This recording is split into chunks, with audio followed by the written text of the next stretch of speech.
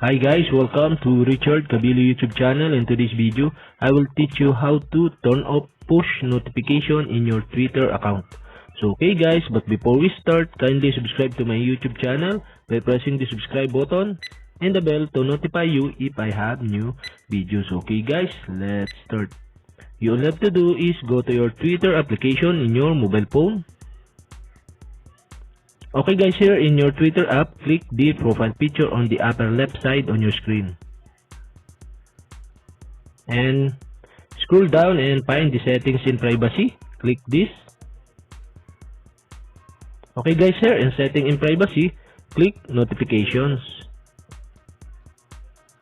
Okay guys, here in notifications and preference, you can see the post notifications.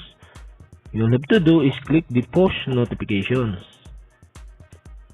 And okay guys, here in push notification, you can turn off the tweet from people you follow related to you in your tweet, followers and contact, direct message, recommendation from Twitter, and news from Twitter. So okay, you can turn off all of them by clicking the switch button beside the push notification. So okay guys, turn off the push notification. So okay guys, that's it. And if you have a question, kindly comment below. And don't forget to hit the subscribe button and the bell to notify you if I have new videos. Okay guys, thank you for watching.